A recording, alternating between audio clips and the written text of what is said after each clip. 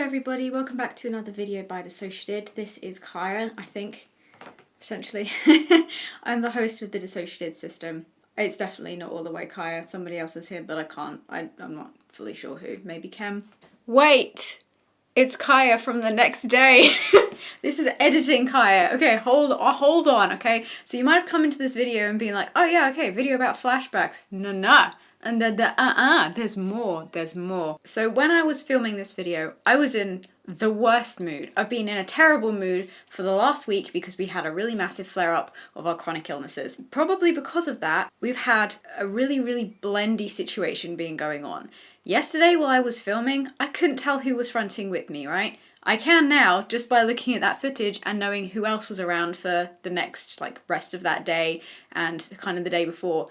I didn't know Ruby was also close. So during that video, there was me, Kaya, somewhere in the front.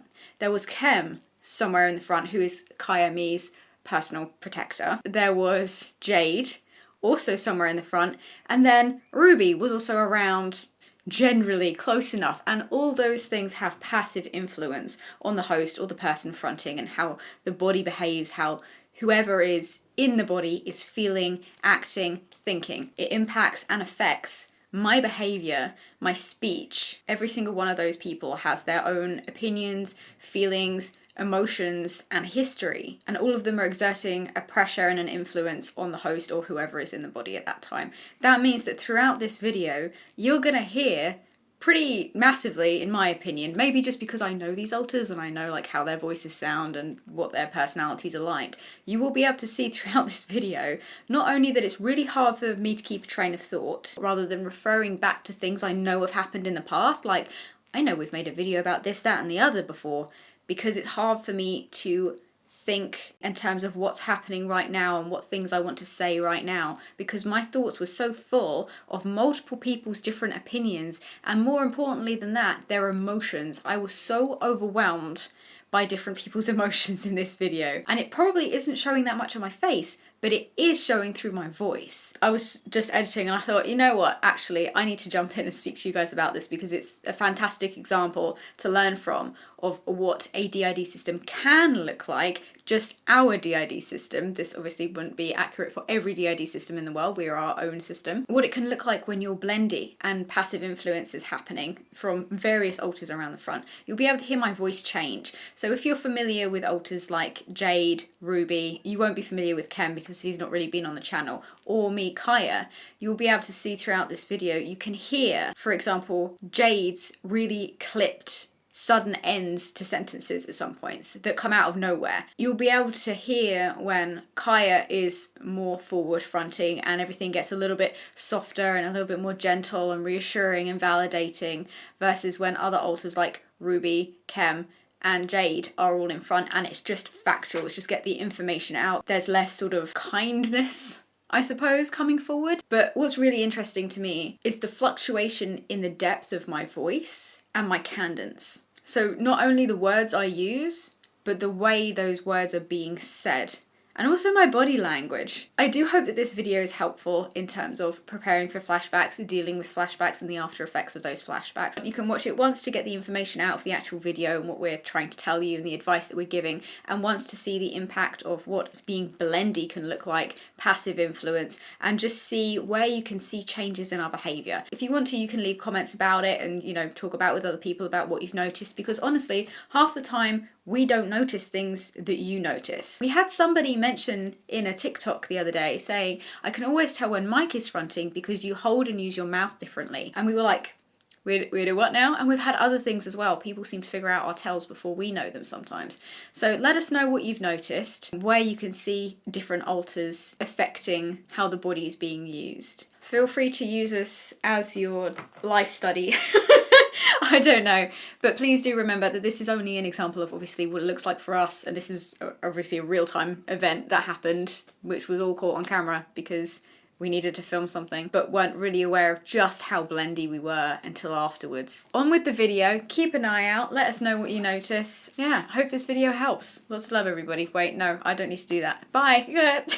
DissociaDID is a project dedicated to raising awareness about and destigmatizing dissociative identity disorder and other trauma-related mental illnesses. We've had some requests and comments to make a video about recovering from, preparing for, and dealing with the after effects of a flashback. We've put together some advice for you that's based off our own personal experiences, plus the knowledge that we've picked up along the way through various training programs, studying, resources. But please know that this video is based first and foremost off our personal experiences and what we've seen helps other people in real life who are experiencing flashbacks in real-time situations. This is what's worked for us and for other people that we've known. It is, of course, backed up by research that we've read, but it's important to remember that we are not professionals. We're not mental health professionals. We're not qualified psychologists, psychiatrists. Please take this with a grain of salt. If it does not work for you, that is absolutely fine. This may work for some people and not work for other people, but please don't take this as being professional advice, just a lived experience. As with all our videos, I hope that it helps. When you feel a flashback coming, tell people who are around you. If it's possible, get somewhere safe and quiet. If you have a feeling that it's going to be a very physical flashback or a violent flashback,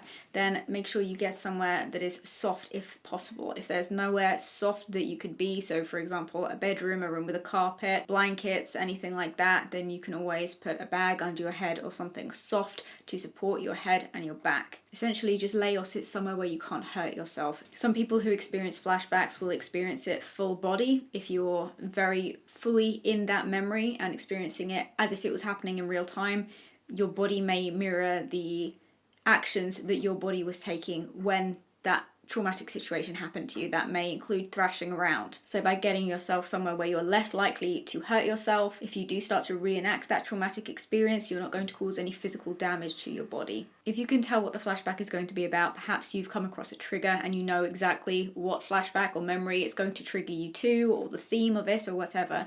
If you were, for example, laying down, don't lay down because it will make it harder for you to distinguish between the memory that you're having a flashback of and the present tense situation that you are in now, which will make it more difficult for you to come out of that flashback when it's over. You want to be able to distinguish between past tense flashback and present day as much as possible. During flashbacks, people find different things help them. We have made some videos on flashbacks before, whether that is just about how flashbacks work, why we have them, and what's going on in the brain when you experience them, the science and the psychology behind it, and the neuroscience of it too. We also have videos on helping other people who are having flashbacks. Those might help you. If you are watching this video in order to try and help or prepare for somebody else who you know who may have PTSD, CPTSD, OSDD or DID, I would recommend going and watching those videos. We go over some of these things there, but it's going to be different for everybody, and we stress this massively in our video on helping other people who are experiencing flashbacks. So please don't take any of this as a one-size-fits-all, because it won't be a one-size-fits-all. If physical contact helps you, ask a friend to give you a hug or a cuddle. Sometimes grounding things like that, just sensations, being held, being squeezed, can sometimes help ground you away from that flashback and prevent it from happening at all in the first place. It helps recenter you in the world that you're in right now, the present world, away from that trauma. Voice to them what you need. If you need space but you want them to be in the room just to make sure that you're okay, voice that to them. If you're feeling anxious, move your body. Pace if you need to. Personally, we find that's better and more effective than letting that anxious energy fester in a trapped space where you're not moving your body, because that's going to make you feel even more panicky. We find giving that energy somewhere to go can help it calm down. If you are able to pace, do that if that's what feels best for you. Practice your grounding skills, set out your grounding items. Some people may get a sense that they're going to have a flashback for a while before it actually happens. If you are one of those people, or you are in that situation right now, rather than going straight immediately into a flashback without any warning, set out your grounding items, get everything together that you might need. Utilize strong scents and textured objects. Touch the walls, touch the furniture. You can even touch, for example, if your friend is wearing jewelry, touch their jewelry, something cold, something interestingly shaped. You can also try repeating to yourself where you are, why you're there, what the date is, how old you are, who you're with, and that you're safe. We have a whole video on grounding techniques if you need them. All the videos we mentioned will be linked in the description box below or on little cards up here, so it's faster for you to click through to them if you need them right now. If you start to hyperventilate, you want to try and avoid going into a panic attack or having hyperventilated breathing, because once you're in there, it can be really difficult to slow it down again. Try practicing breathing exercises and different breathing techniques. Examples of this might be box breathing, straw breathing, counting, different counting methods. If you have people with you, try and match their breathing. Sit opposite with them and breathe together, slowly in and out. Watch the way their chest and shoulder moves. Try and feel your stomach expanding, as you breathe from your stomach and your lungs. If you need a guided tutorial to follow, we have a couple of different breathing exercises that you can follow with, which are specifically to help you reduce your anxiety levels, which might be helpful in these situations. It's better to do it with somebody if you have somebody else there. If you don't, then this is a good replacement. If you have somebody with you that you're doing breathing exercises with instead, if you're able to hold eye contact, hold some eye contact. If you're not, or perhaps you're autistic and you find that very difficult to do, don't worry about it. Focus on their face. Focus on things about them that are familiar to you. Focus on how that familiarity feels and how you feel when you're around them. You feel safe, you feel secure. These are familiar people who would not let anything bad happen to you. When the flashback hits, let it ride through. Once it's kind of got a hold and you're actually in it and it's happening, we find that trying to fight it actually makes us personally more panicked and more distressed and will make them last longer. If you have any current or present awareness while the flashback is happening, think about how this has already happened. You've survived this before, you will survive it again. It's already done, it's already finished, it's already over, and it's just a flashback. In theory, the more used to these memories your mind and brain becomes, the less of them you will have. You can think about that one day maybe you won't have these anymore. Every flashback you have is a step closer to being the last flashback you ever have. It will end. Let yourself feel what you're feeling emotionally about what happened. If you feel ashamed or embarrassed about having a flashback, that is totally normal. But remember that this is happening because you made it out alive and your friends aren't embarrassed of you or ashamed of you. If that doesn't help and you feel like your friends are ashamed of you, then think, what would DissociaDID think of me? And know that we are so damn proud of you, as everybody else should be. And if they're not, know that we would happily tell them to get their head out of their ass and that they should be supporting you in a way that you deserve to be supported. Find people around you who think the same way. You are brave and capable and powerful, unbelievably powerful, to be able to come through these things and make it out the other end alive. You are able to deal with this, you can deal with this, you will deal with this, and other people will recognize the power in you. This is not a weakness or a failure. This is just what survival looks like sometimes. Comfort yourself. If you need to write about it for therapy or record yourself speaking about what happened, you can do that. If you feel okay about touch right now, it's okay to gently soothe or touch your body, and especially if you're a system, help soothe other alters by touching your body with gentle caresses, strokes on your skin, and reminding yourself that you're okay and you're safe and you're grounded in the present.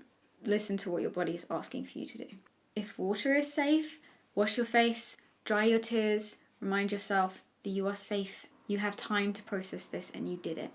If you're a system, you have DID or OSDD, then you may have certain alters or caretakers who have particular techniques that they use to help calm the body down, either during or after a flashback.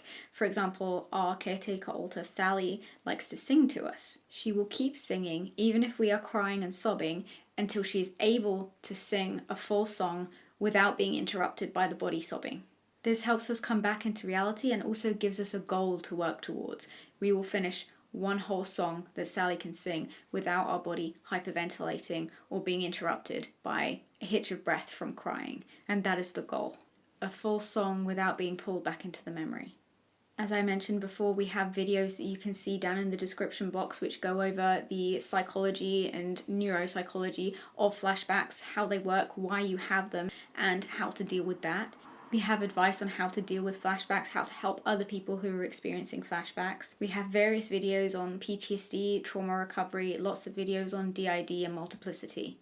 We also have a video reacting to us avoiding being triggered in real time. It's a reaction to a video that we filmed back in 2021 that had never been released, where we managed to use specific techniques to avoid being pulled all the way into a flashback and avoiding being pulled all the way into a panic attack. We go over that and explain how we did it with the video live at the same time, so you can see it happening in real time. If you think seeing something like that would help you, even if it's just to see somebody who may be feeling in a similar state to how you're feeling emotionally, and knowing that, well, they managed to get through it, they managed to come out of it okay, I can as well. If that would be reassuring and validating for you, I would recommend having a look at that video.